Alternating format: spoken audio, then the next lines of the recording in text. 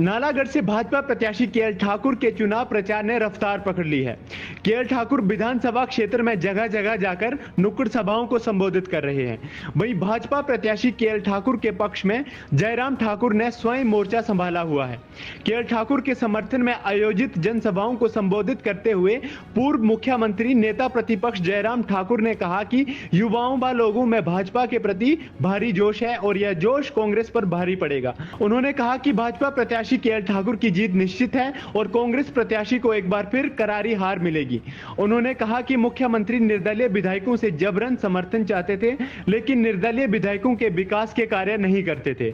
उन्होंने 14 महीने तक निर्दलीय विधायकों को प्रताड़ित किया और निर्दलीय विधायकों ने राज्यसभा में भाजपा के उम्मीदवार को वोट डाला तो निर्दलीय विधायकों के कारोबार बंद कर दिए गए और उन पर मामले दर्ज किए गए। उन्होंने कहा कि यह चुनाव आम चुनाव नहीं है बल्कि सम्मान की लड़ाई है, क्योंकि निर्दलीय विधायकों को जब 14 महीने तक प्रताड़ित किया गया और विकास पर रोक लगा दी तो उन्होंने मजबूर होकर क्षेत्र के विकास को ध्यान में रखकर त्याग पत्र देकर भाजपा से विधायक बनने का फैसला लिया। उन्होंने कहा कि कोई पंच के पद से त्याग पत्र नहीं देता, लेकिन इन विधायकों ने क्षेत्र के विकास व स्वाभिमान के लिए विधायक पद छोड़ा है।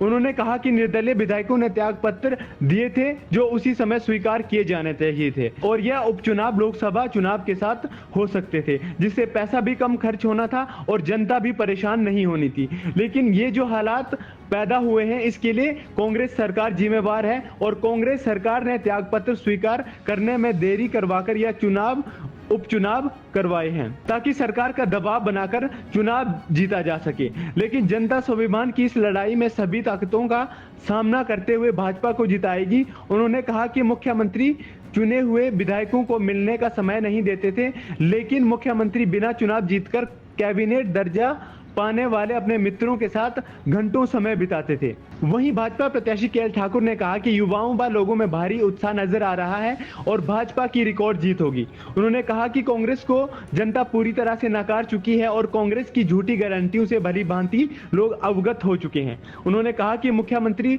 बता दें कि करीब 1.5 वर्ष के कार्यकाल में संस्थान बंद करने के अलावा नालागढ़ के लिए क्या किया। मुख्यमंत्री के पास कोई उपलब्धि नहीं है। उन्होंने कहा कि मुख्यमंत्री जवाब दें कि बीबीडीए का बजट कहां गया, दभोटा पुल का कार्य क्यों शुरू नहीं हुआ।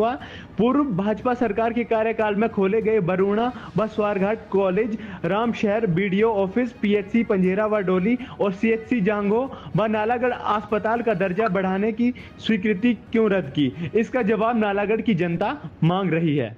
हमसे जुड़े रहने के लिए हमारे YouTube चैनल को सब्सक्राइब करें और नई वीडियो की नोटिफिकेशन के लिए बेल आइकॉन को दबाएं। अगर आप ये वीडियो Facebook पर देख रहे हैं तो लाइक जरूर करें और ज्यादा से ज्यादा शेयर करें। इसी तरह के और भी अपडेट्स के लिए फॉलो करें हमारा Instagram पेज himachal.ke।